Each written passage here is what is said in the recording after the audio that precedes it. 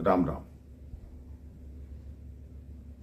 कहते हैं जो भगवान के सच्चे भक्त हैं, भगवान पर विश्वास रखते हैं, तो भगवान भी उनकी सहायता अवश्य करते हैं। किसी जगह एक भक्त रहते थे, उनके 2 पुत्र थे, एक पुत्री थी। मध्यम वर्गीय परिवार से थे, अपना जीवन यापन कर रहे थे, बच्चों को पढ़ा लिखा रहे थे। बिटिया बड़ी हो गई, उसके विवाह का समय आ गया।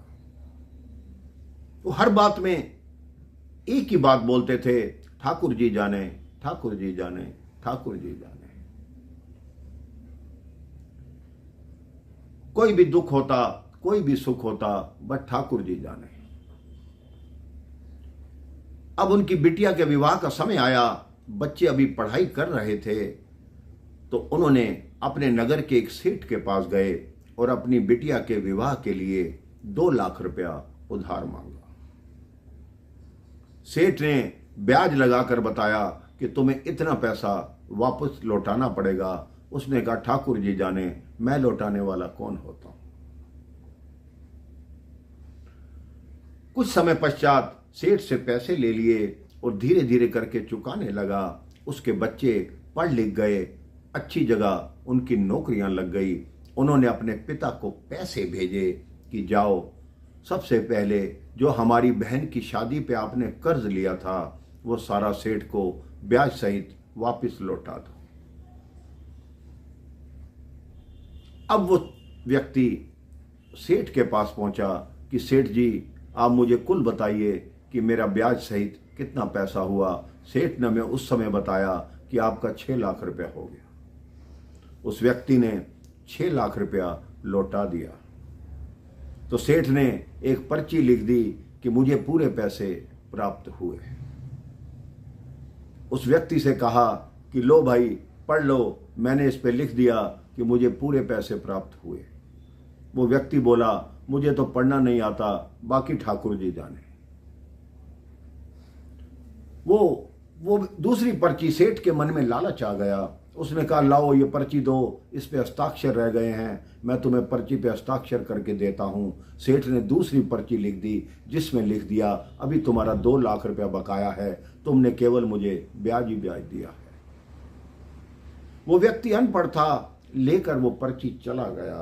3 महीने बाद सेठ उसके घर पहुंचे कि आप पर मेरा पैसा अभी बकाया है।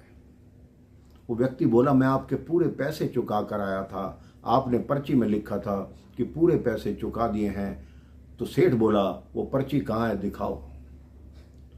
उस पर्ची पे लिखा था कि मैंने अभी 2 लाख रुपए लेने हैं। सेठ ने वही पर्ची अपने पास भी दिखाई, कहता, देख लो, एक जैसी पर्ची हैं, एक पर्ची तुम्हारे लिए बनाई थी और एक अपने लिए बनाई थी।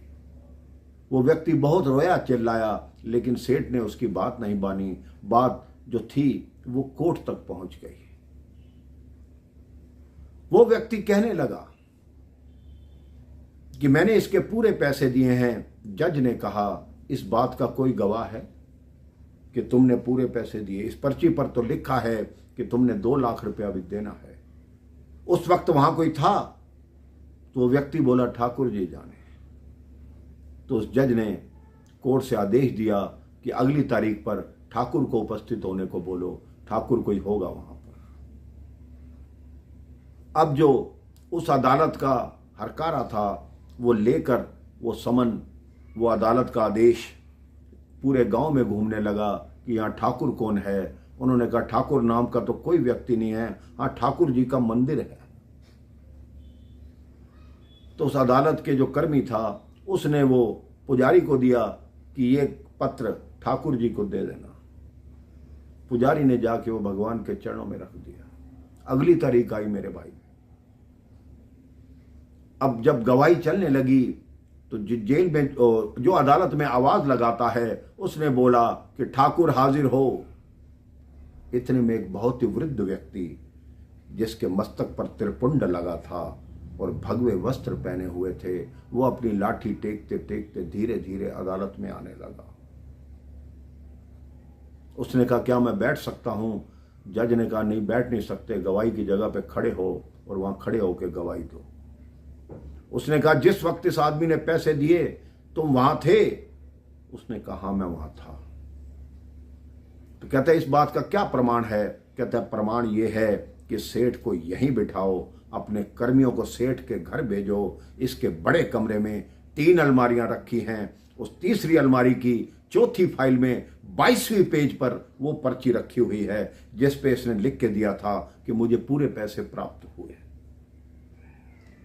अब वो सेठ आश्चर्यचकित हो गया कि ये व्यक्ति वहां था नहीं, इसे कैसे पता कि मैंने वो पर्ची वहां रखी है।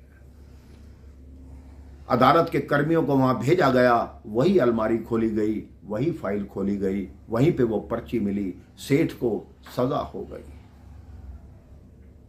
वो व्यक्ति उस ठाकुर जी के चरणों में गिर गया कि हे ठाकुर जी, आपने आकर मुझे बचा लिया, मैं सच्चा था।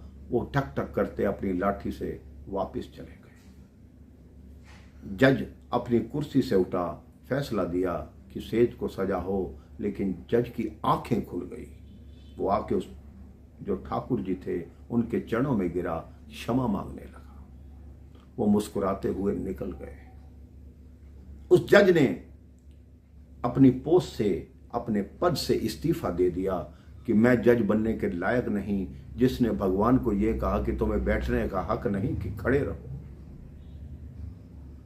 वो भगवान के मंदिर में गया, जिस मंदिर से वो ठाकुर आए थे, वो सारी पूजा खड़े खड़े करता और हर मंदिर, भारतवर्ष में जितने मंदिर थे सब मंदिरों में जाता और खड़े खड़े पूजा करता। लोग कहते कि बैठ जाओ, कहते नहीं, मैंने पाप किया है, भगवान को कहा है कि मेरी अदालत में खड़े रहो।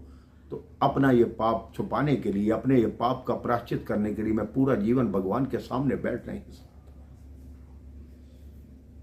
उसके पश्चात उस जज ने वृंदावन में आकर अपना निवास बनाया और दिन रात जय बांके बिहारी, जय बांके बिहारी करने लगा। आप भी अपने मन में विश्वास रखिए कि ठाकुर जी हमेशा साथ हैं और आपके हर भले बुरे काम में आपको देख रहे हैं। अगर ठाकुर जी, आपके मन में विचार आ गया कि ठाकुर जी देख रहे हैं, तो आप केवल भले काम ही करेंगे, बुरे काम की तरफ आपकी दृष्टि ही नहीं जाएगी। राम राम, जय श्री राम, राधे राधे।